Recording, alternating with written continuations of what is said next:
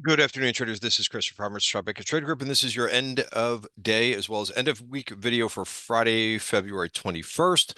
As you could see from your screen, a pretty decent washout day today. Combination of options expiration, weak seasonality, something that we've been talking about quite a bit over the last couple days. We know that the market is particularly weak the second half of February. I think we got a good dose of that.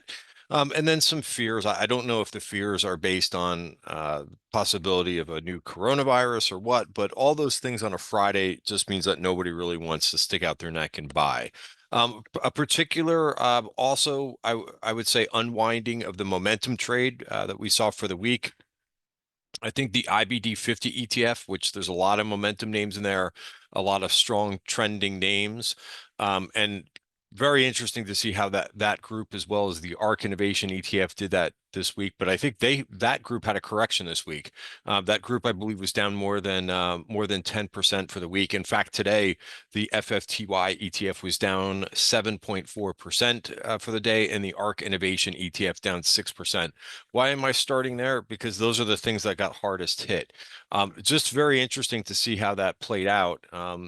Because all of these things, well, I don't want to say all of these things, but many of these things were at 52-week highs coming into the week. They were the strongest areas of the market, and there was a lot of profit taking and a lot of unwinding of those types of trades. So I'm going to go through this video kind of very quickly, but here's where we are in terms of SPY.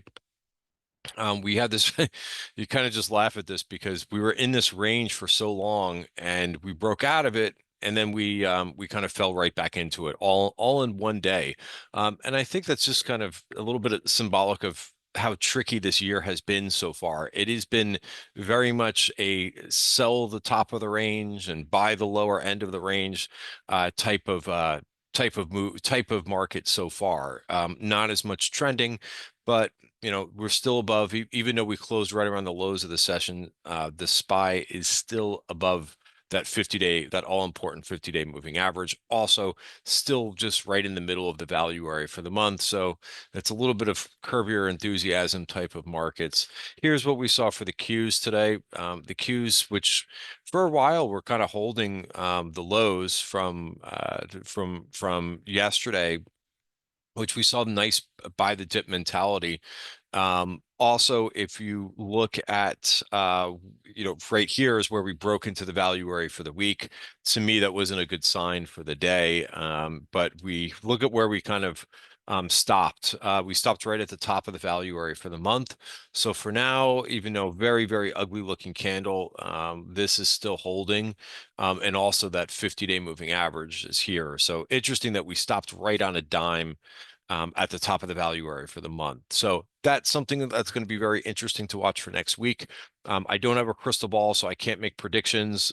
Obviously, on a Friday too, when nobody's looking to buy anything, I don't know, fear kind of crept into this market. So for now, I think it's just a good washout. And I think, even though some areas of the market really got beaten up pretty hard, I think that this is just the type of market that we're in. I'm not worried about anything else until we kind of get to next week. Because again, we're supposed to have a weaker market at this time of the year. If the market continued to rally, then it would be very unusual to see the market rally at the end of February. But this for now is par for the course.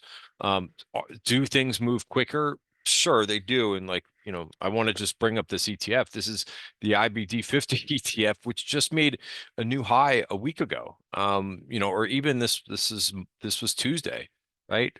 Friday, Thursday, was it Tuesday? Yeah, Tuesday. This made, it didn't close on the highs, but it made an intraday high. I guess Friday was the close, but it's amazing how quickly these things can move around like this. Now they are and look at this candle for that's a big, nasty, bearish engulfing candle. And it's similar, when I was going through my analysis this week, I was surprised at some of these things. Here's the ARK Innovation ETF, which also had a bearish engulfing candle for the week. But, this was also at like 52-week highs just on Friday. So again, just amazing how quickly things can move. Again, I had talked about, it's a couple of things just to kind of rewind from what I put out on Monday, which was the weekend video for members, was that number one, I said that I wouldn't be surprised if that we got some volatility this week. Was I expecting this much? No, probably not. I would have thought we checked back to the top of the value area for the week, not necessarily for the month. But the other thing that I said is this will create some buying opportunities because too many things got extended. So I'm just going to spend like a minute or two here, but you know, I think like this is a good example, right? This app 11, just to put things in perspective, this was like an $80 stock, even less than that back in August, so just a little bit more than 6 months ago, the stock was $80. The stock got up to 500. Right. So that's not normal. And also, I think what's also not normal is to see these big of earnings gaps. I don't really understand why things are gapping up that much because there's just not much to do with the stock once it gaps up like that. I don't think that you could buy a lot of these things up here. So have them come in. If this comes all the way down to the 20-day moving average, personally, like I would be more interested here. Right. And, there's a lot of stocks that are doing that. Bros was another one too. I mean, look at the gap up this thing had. These gaps up, some of these gap ups on earnings have just gotten ridiculous. And because what are you supposed to do with the stock other than sell it if you happen to hold it?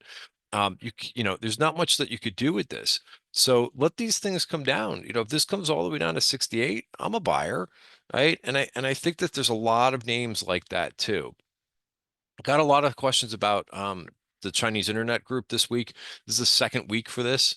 It's very different than the Hang Seng market, and what goes on in China is very different than what goes on in the US. So yes, it's another week of outperformance for China. I took my profits in this today because we're challenging those previous highs. So we'll see how this goes, but I was happy to take some profits. I got in somewhere around here, I think. So this was great. I didn't own any BABA, unfortunately, but I did own the KWeb ETF. But so that's where I think we're at basically. Just a lot of things kind of coming in. I mean, here's probably one of the most ridiculous stocks. I know if you're a fan of this, then you don't want to hear this, but I mean, this stock going from $28 to 68. And I can insert various different jokes about this stock, but this is kind of ridiculous.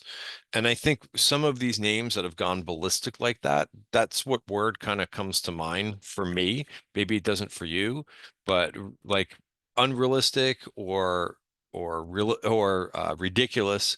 Some of these moves have been so let them come in and put these things in perspective. Like I don't think stocks that, especially like if you look at this website and look at what they sell, um, you know, going from $32 to 64 or whatever. And if you're holding this or you held it, congratulations on the move, but that's not normal. So anyway, I'll move on from here, but I think that there's a lot of examples where things just kind of really got a little bit out of hand. This is another one, right? This team is going to report next week, but I mean, how much money did they went up because a congressperson, we all know who it is, bought the stock, but the stock shouldn't go from 45 to 90 because of that in about a month.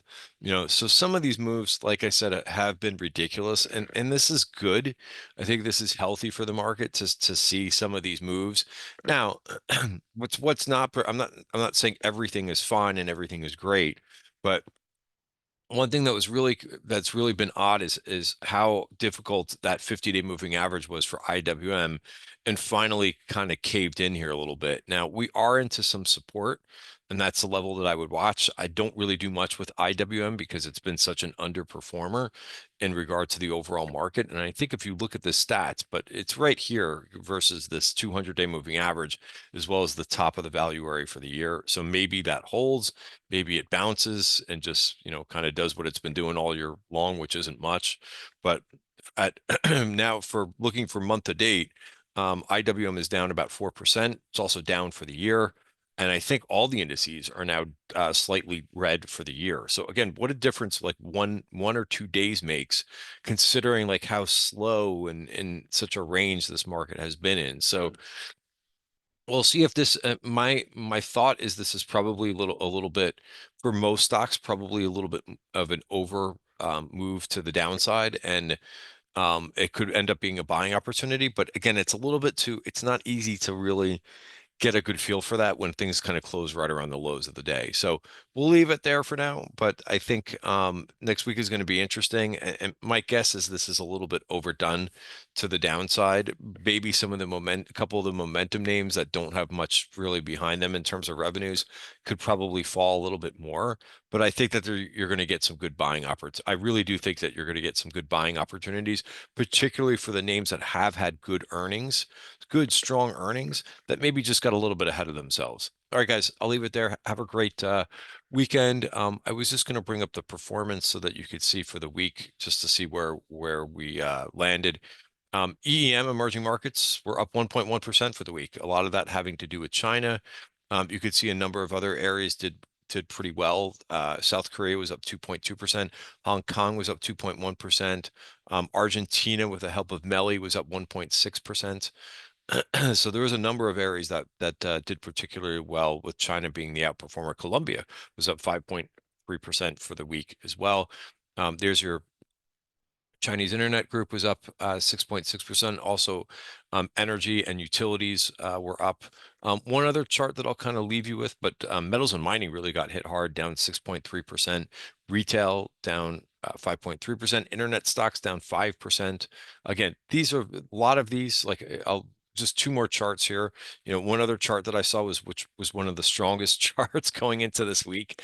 Again, you're just gonna have to laugh because the market just doesn't want to have names go ballistic to the upside, or groups, because cyber, which was one of the best groups, really got hit hard today, down 3.6. The last chart I was going to leave you with is TLT. TLT have made a nice move, not above those February highs yet from earlier in the month, but nice move, and we'll see where this gets us to next week if we could take out those highs from earlier in February. But ultimately, seeing Treasury yields go down a little bit this week, probably a good thing.